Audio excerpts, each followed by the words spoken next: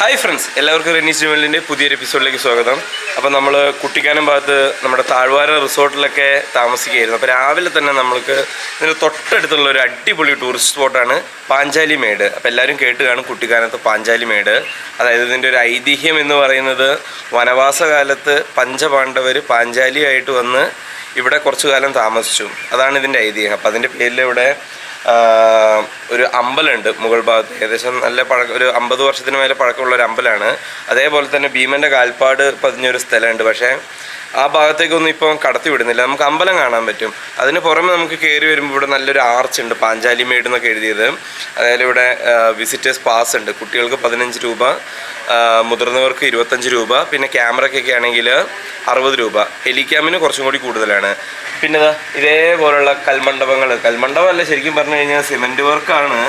അപ്പം ഇതൊരു കഫറ്റേരിയ, അതിലെ ടോയ്ലറ്റ് ഫെസിലിറ്റി അതെല്ലാം തൊട്ടടുത്ത് തന്നെ ഉണ്ട്. ഇതേപോലെ വേറൊരു കൽമണ്ഡപം മുകളിലും ഉണ്ട്. ഈ സെയിം പാഞ്ചാലിമേട് മല ഇവിടുത്തെ ക്രിസ്ത്യൻസിൻ്റെ ഇടയിൽ ഇത് കുരിശിൻ്റെ വഴിക്ക് വേണ്ടിയിട്ട് ഉപയോഗിക്കുന്നുണ്ട്. അപ്പം നമ്മുടെ ഈ ദുഃഖവെള്ളി ടൈമിലൊക്കെ, അപ്പോൾ ഇന്നലെ നല്ല തിരക്കായിരുന്നു ഈ ഭാഗത്തൊക്കെ. എല്ലാവരും കുരിശൊക്കെ ഇവിടെ നാട്ടിയിട്ടുണ്ട്. മുകൾ ഭാഗം വരെ പോയിട്ട് വരുന്നതാണ്. അപ്പം നല്ല പ്രകൃതി രമണീയമായ സ്ഥലം. പിന്നെ ഇതൊരു പീക്കാണ്. നമുക്കിവിടെ വ്യൂ പോയിൻ്റ് ഉണ്ട്. പാഞ്ചാലിമേടിൽ നിന്ന് നോക്കിക്കഴിഞ്ഞ് കഴിഞ്ഞാൽ നമുക്ക് ചുറ്റുമുള്ള ഫുൾ മലനിരകൾ, ഈ പറഞ്ഞ പോലെ പരുന്തുംപാറ ആ സെക്ഷനൊക്കെ കാണാൻ പറ്റും. പിന്നെന്താ നല്ലൊരു ക്ലൈമറ്റ്. ഞങ്ങൾ രാവിലെ തന്നെ തിരിച്ചു, കാരണം ഉച്ചയാകുമ്പോഴത്തേക്ക് ഒരുപാട് വെയിലായി പോകും. അത് കാരണം ഞങ്ങൾ രാവിലെ തിരിച്ചിരിക്കുകയാണ്. അതായത് നമുക്ക് ബാക്കിയുള്ള വിശേഷങ്ങളിൽ കിടക്കാം.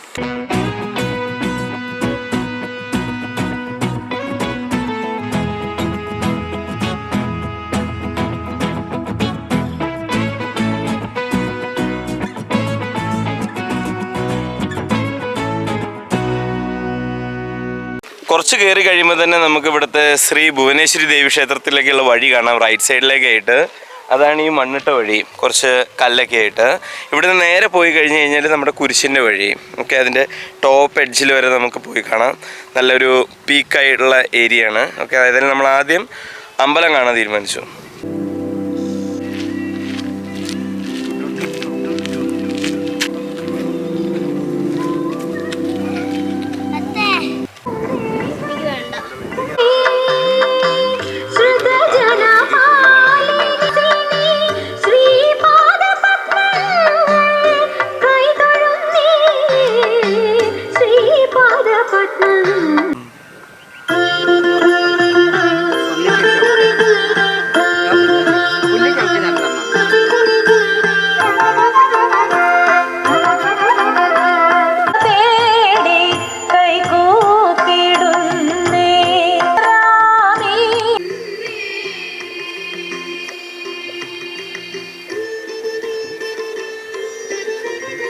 അപ്പം നമ്മുടെ അമ്പലത്തിന്റെ സൈഡിലായിട്ട് തന്നെ ശ്രീകൃഷ്ണൻ, ശ്രീ അയ്യപ്പൻ, പിന്നെ ശിവഭഗവാൻ, പിന്നെ നാഗയക്ഷി, നാഗരാജാവ്, അങ്ങനെ ഉള്ള ഒരുപാട് പ്രതിഷ്ഠകൾ നമുക്ക് കാണാൻ പറ്റും. അതേപോലെ തന്നെ നമുക്ക് പ്രകൃതിയെ നന്നായിട്ട് ഈ ഒരു ഭാഗത്ത് നിന്നാൽ ആസ്വദിക്കാൻ പറ്റും. ഏകദേശം നല്ല പീക്കാണ്. നമുക്ക് മുണ്ടക്കയം, കാഞ്ഞിരപ്പള്ളി ആ ഭാഗങ്ങളൊക്കെ തന്നെയാണ് നമുക്ക് കാണാൻ പറ്റുക. നല്ല ഭംഗിയുണ്ട് ഇവിടെ നിന്ന് കാണാൻ. ആ ഒരു സ്പോട്ട് എന്തായാലും ഒരാളും ഇവിടെ വന്നു കഴിഞ്ഞാൽ മിസ് ചെയ്യാൻ പാടുള്ളതല്ല കേട്ടോ. അങ്ങനെ പാഞ്ചാലിമേട്ടിലെ കാഴ്ചകളൊക്കെ കണ്ടു കഴിഞ്ഞ് ഞങ്ങൾ നല്ല ഇറങ്ങുകയാണ്. ഏകദേശം ഒരു 1 hourൻ്റെ അടുത്ത് സ്പെൻഡ് ചെയ്യാനുള്ള സ്ഥലമുണ്ട്. അതായത് നമ്മൾ കുരിശിൻ്റെ വഴി ഞങ്ങൾ കയറിയില്ല, കാരണം അതാ നല്ല വെയിലൊക്കെ, അങ്ങ് ഉച്ച വരെ കയറണം. അപ്പോൾ ഏതായാലും കുരിശിൻ്റെ വഴി കയറിയില്ല. ഞങ്ങൾ ദേവീക്ഷേത്രം എല്ലാം കണ്ട് ഞങ്ങൾ ഇറങ്ങുകയാണ്. ഈ പറഞ്ഞ പോലെ നമുക്ക് ഒരുപാട് കാര്യങ്ങൾ കാണാനില്ല, കാരണം പണ്ട് പാഞ്ചാലി വന്നിട്ട് കുളിച്ചൊരു സ്ഥലം പറയുന്നുണ്ട്. അതേപോലെ ഭീമൻ്റെ കാൽപ്പാട് പതിഞ്ഞൊരു സ്ഥലം പറയുന്നുണ്ട്. അതൊക്കെ ഇപ്പോൾ ഫോറസ്റ്റ് ഏരിയയിലാണ്. അത് ഇപ്പം കാണിക്കുന്നില്ല ആരെയും. അവിടെ ക്ലോസ്ഡ് ആണ്, ആ വഴിയൊന്നുമില്ല. അത് നമുക്ക് കാണാൻ പറ്റുന്നതെന്ന് പറയുന്നത് ആകെ ദേവീക്ഷേത്രം, പിന്നെ കുരിശിൻ്റെ വഴി പോലെ ഏറ്റവും മുകളിലേക്ക് പോകാവുന്നതുമാണ്. അപ്പോൾ ഏതായാലും കുഴപ്പമില്ല. നല്ല രാവിലെ നേരങ്ങളിൽ അല്ലെങ്കിൽ വൈകുന്നേരമൊക്കെ നേരം വന്നു കഴിഞ്ഞ് കഴിഞ്ഞാൽ സ്പെൻഡ് ചെയ്യാൻ പറ്റിയൊരു സ്ഥലമാണ്, ഫാമിലി ആയിട്ടൊക്കെ വന്ന് കഴിഞ്ഞ് കഴിഞ്ഞാൽ. അപ്പോൾ ഏതായാലും നമ്മുടെ ഈ ഒരു വീഡിയോ കണ്ട് എല്ലാവർക്കും ഇഷ്ടമായെന്ന് കരുതുന്നു.